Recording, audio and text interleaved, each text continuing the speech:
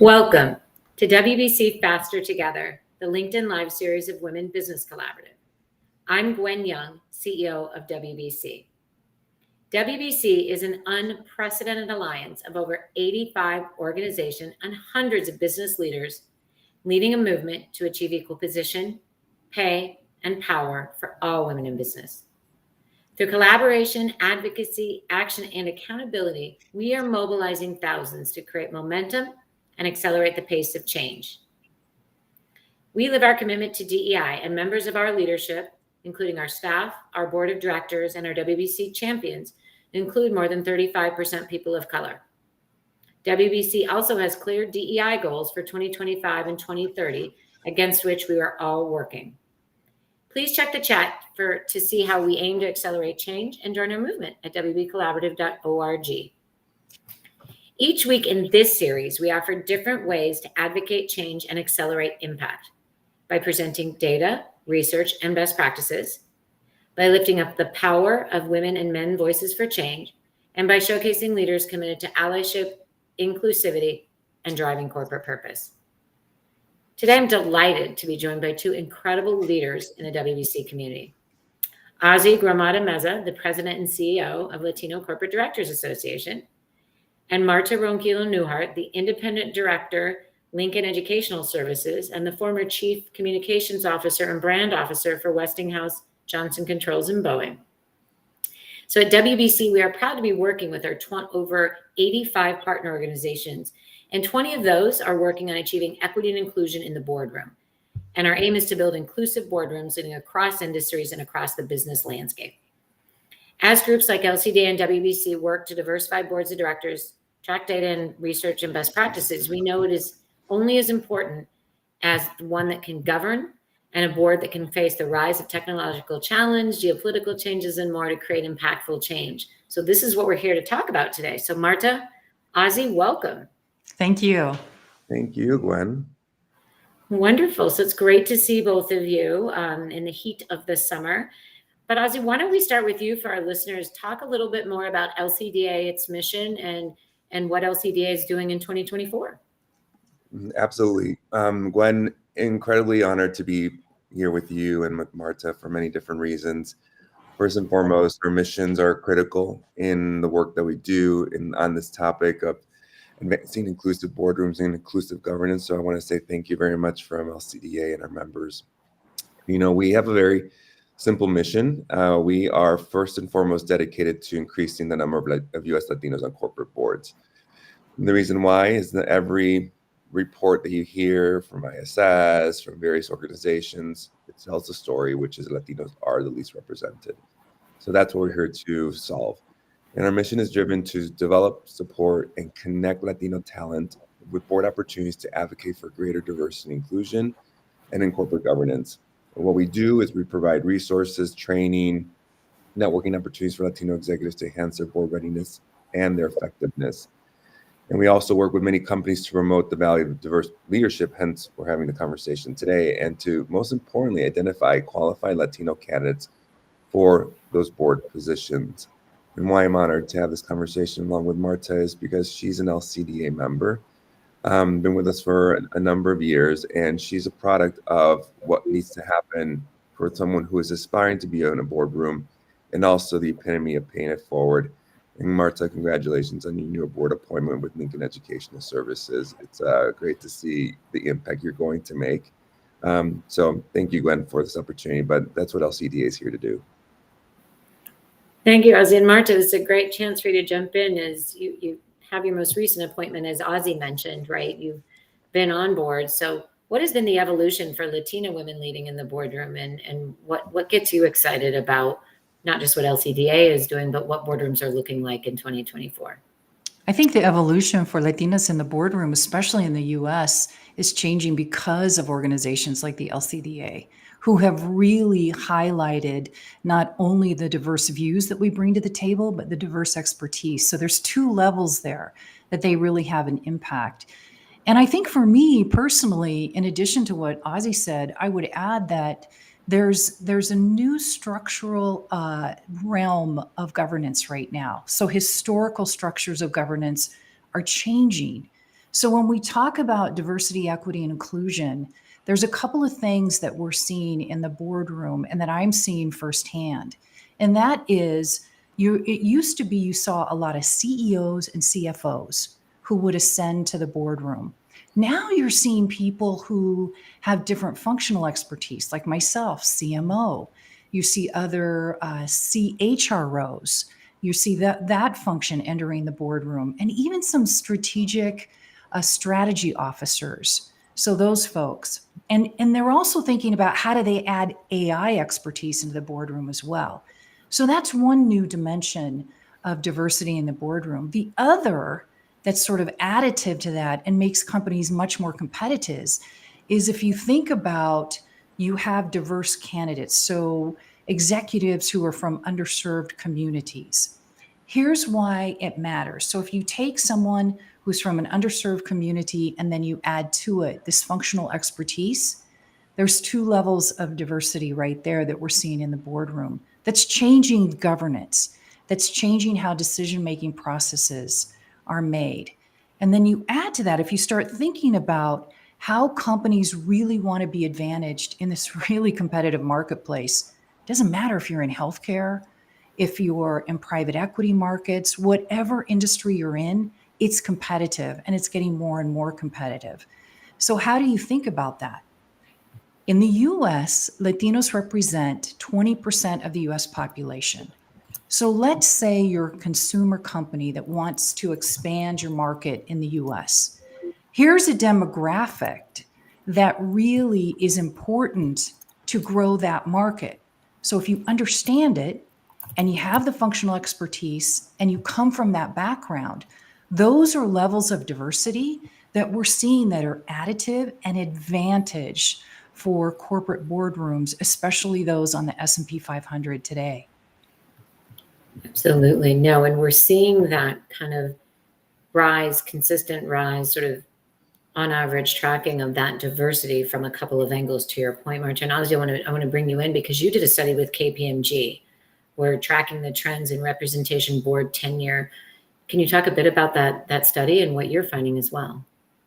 Absolutely. So the long partnership with KPMG has allowed us to tell our story and just use data and information to go deeper into not only the representation of Latinos on corporate boards, but their makeup. So it's age, tenure, what roles they have from a committee chair or any committee level. And that we do it in combination with the report that we produced called Latino Board Monitor, which is a bit more on what companies have Latinos and which ones lack the Latino perspective. So these two reports are done in tandem. But what the KPMG report and the LCDA report, the Latino Board Monitor, state is that there is a disproportionate lack of Latinos on corporate boards. And as Marta mentioned, it just doesn't make sense from a population perspective, from the economic engine perspective, where Latinos are attributed to $3.2 trillion of GDP. They're a standalone country. They'll be the fifth largest. Like, those numbers don't really connect. And we'll talk about this a little bit more in terms of how we can advance this. But those reports allow us to really raise awareness that there not only is an issue, but what I love about them is that they offer solutions to be able to ensure how we maximize the power of those Latinos that currently serve on board today and the role that they have to continue to influence more Latinos, the next generation, joining those boards. The other is it really just helps us define strategies that will allow us to, once again, focus on areas where there is gaps. We now launched a state-by-state campaign where LCDA is activating public companies to have a conversation about who we are, what we do, and what we all need to do to ensure that there's inclusive governance in the boards that they lead. So those reports really allow us to build more strategic focuses in the way that we have the conversations. And as well, they say math doesn't lie, data is really important in everything that we do. So this information, once again, really is grounding the way that we see and support those who are in the boardroom and out of the boardroom. And you've both mentioned, going to that advancement piece, Ozzie and Marta, you both mentioned sort of the data and it's sort of the use of the data, right? And how we're using it to understand. You've mentioned, Marta, sort of the diversification of the type of roles. right? Then you mentioned a little bit of like some of the expertise, whether it's like a cybersecurity or an AI or something that people can kind of skill up to or do things. But what are some of the practices so that we can increase that representation, but also that point of inclusion? Like, what are some of these solutions? Yeah, I think one thing that we can do is look at boards as a strategic asset, not only to investors, but the company and our employees and our customers. On the other side, there are some companies that look at their boards as a tax. But if you see your board as a strategic asset, you're going to look at all of this much differently and in a way that's really going to advantage the company and going to add a competitive advantage as well. We talked a minute ago about how all industries are getting more and more regulated and competitive and all of those things. So I think if we look at boards as a strategic asset, and then we take a step back from there and think about who's on the board and how do they add to that ability to be a strategic asset, I think those levels of things are really important. The other thing I would add, Gwen, is we are seeing a very interesting geopolitical sphere in the world today. There's so many dimensions going on is what's going on in the world, from politics to race relations and a lot of different things. And so boards have to have really sensitive conversations now that they probably didn't have to have 5 years ago. So how do those sensitive conversations take shape? How are boards interacting with each other on those and coming to a decision-making process that really is advantaging the company? We have to think about that because board members I was going to say 10 years ago, or 5 years ago, but let's give them the advantage, right? Let's say 10 years ago, they didn't have to think about this, but we do today. And so the nuances in those sensitive conversations are really important. And so I think board members that are really successful can do that in a way that facilitates neutral discussions, that really thinks about what's best for the company in mind. This is hard to do. This is really hard to do, but the best board members can accomplish that. Absolutely. Ozzie, do you want to weigh in on that? Because I know there are a lot of these sensitive conversations, to your point, and whether it's kind of the broad world or it's ESG, DEI, some of these other conversations, right? Are we finding that board members are intentionally trying to figure out how to have those conversations? Well, I think a lot of boards are trying to figure it out. Even the ones that are well governed. We have conversations about this all the time in terms of the expectations of a board member. And many will say it's not the same as it was 10 years ago, as Marta mentioned. The topics are very different. The time commitment is extremely different. And my ultimate goal is not only to elevate Latinos to corporate boards and underrepresented communities, but also to scare the living daylights out of them in terms of this is what's going to happen when you go in there. Are you ready for it? Right? Mm-hmm. Because at the end of the day, we all have to think about, for us, it's leading with good talent. This one happens to have flavor, right? Leading with good talent is always super important to us. So ensuring that those individuals that we're sending into these boards or presenting to these boards understand those fundamentals of what it means to not only be a good board of director, but what it means to stay up to date, connected, allowing the opportunity to connect the dots, using those around the room to be able to really move the ship forward in a cohesive way. Because we talk about the more specific things, cybersecurity, ESG. What about the board culture? Yeah. That is probably the most complicated piece to navigate in a boardroom. And Marta's shaking her head because these are people you really don't know. Mm-hmm. And imagine you're creating a team, you're trying to make sure that everyone is aligned. You have your Myers-Briggs. I don't believe you guys do Myers-Briggs, Martha, in this, but you have to figure out the right combination. So I think there's a lot of different elements. I think, of course, cybersecurity, ESG, AI should be top of mind. It's changing the way that corporations and boards need to stay in tune to what's happening.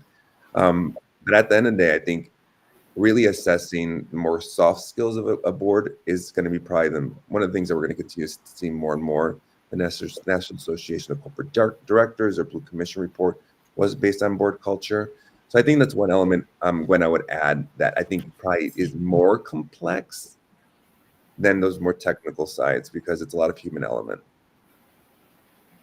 Just out of curiosity in this, as we're having conversations kind of in the workforce about the 5 generations in the workforce, right? So not only another complexity is you have sort of different generations viewpoints of how a company shows up, what its processes and systems are, how a company is showing up externally and so forth. Is that playing out someone in the boardrooms? I know, several years ago I was hearing about, shadow boards of directors, bringing sort of younger people in to see what the board looks like and to have an understanding of boards hearing from youngers. Is that sort of age conversation leaking in now as well, or?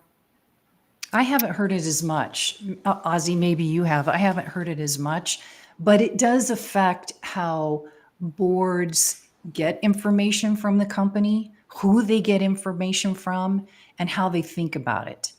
Because a lot of us that are on boards are also in operational roles at the same time for different companies. And so we have to navigate that in the companies that we work for as well. And so while it's not as clear cut, Gwen, as your question, it is showing up in terms of how we're getting the information and how we're looking at it, because that is something that we really have to take into account. And the number of generations in the workforce today is not going down anytime soon. In fact, every day you read a new report that says, the retirement age is going up and up. And in some countries, it's a lot higher than it is in the US. So it's a lot different way of thinking. I was going to mention, because I thought of something when Ozzie was talking, Korn Ferry just put out some research on what they call the optimal board. And in that research, they were looking for gaps in skill sets, all of these different things. And one of the things they were looking for as well is gaps in influence. So what does that mean? So they did research on different demographics within the boards to understand who felt like they really had the most influence and where they didn't have influence.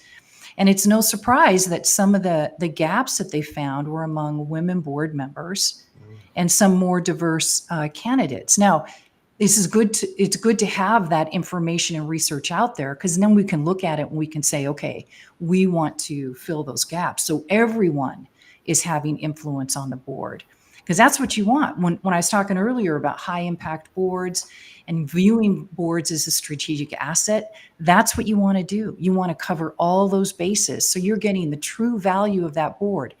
You've only got 9 members. So you want to get the value out of each one of them, and then collectively as a board. I love that. And that links back to your point, Ozzie, about it's the culture, it's who you're choosing, it's the skill sets, it's the ability to build that. We, as usual, are running up on time, but we do end always, as you both know, with this call to action, right? And it's the call to action, whether it's around building the inclusive culture, as we've been talking about, or the call to action about, diversity and inclusion together. What is the call to action? Like what can the audience be doing? What can we be doing as a collaborative better? How can we all move towards a more inclusive and effective board culture and governance system? Well, I can speak from a talent perspective.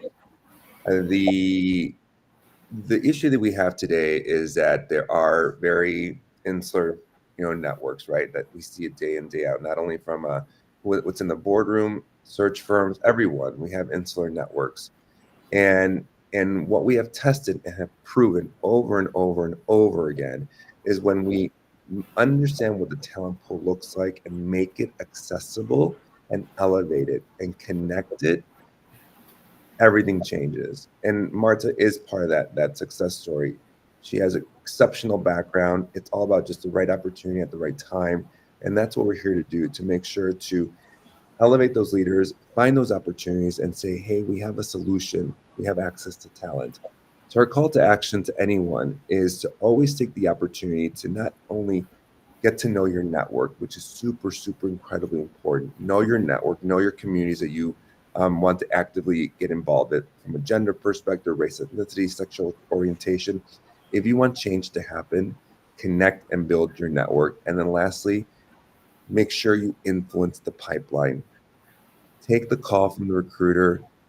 Make sure you're influencing the pipeline with the kind of community that you strongly connect with, and make sure you elevate them, because there's only one LCDA. We have 600 plus members, but we need more people around to be able to really make action. So take the call so you can influence the pipeline. Perfect. Marta. I'm just going to build on that because that was way too good to say something separate. So we'll just kind of marinate on that one. I would just add that take that thinking that Ozzie just relayed to all of us, that call of action, and add it at the board level. So when you join a board, take the opportunity to learn and understand and get to know the other board members. There's not that many of them, so it's not that hard, but you've got to take that initiative. And if there's not an onboarding program, ask for one to be created and help them create one. These are things that you can do that are not only going to advantage you on a board, but it's going to advantage the entire board and the company. I love that. I love that. So that is all we have time for. And leaving on a high note of how we can all get out there, get to know, and build that. We are a part of building that inclusive culture. So thank you both. We invite the audience to wbcollaborative.org to learn more about WBC's initiatives, which are aimed at increasing women in the C-suite and in the boardroom, but also aimed at addressing the underrepresentation of women in specific industries, and to advance a pipeline of women leaders that are going to bring gender, pay equity, diversity, equity, inclusion to the business landscape. So join us weekly to keep up to date on our next guests, our progress in the movement for gender equity by following us on social media at WB Collaborative on Instagram, Twitter, and LinkedIn. Happy August and happy Olympic season where there is parity and equity amongst the athletes. So That's thank good. you both. Isn't that great? Thank you. Yeah, it's great. Marta, very nice to always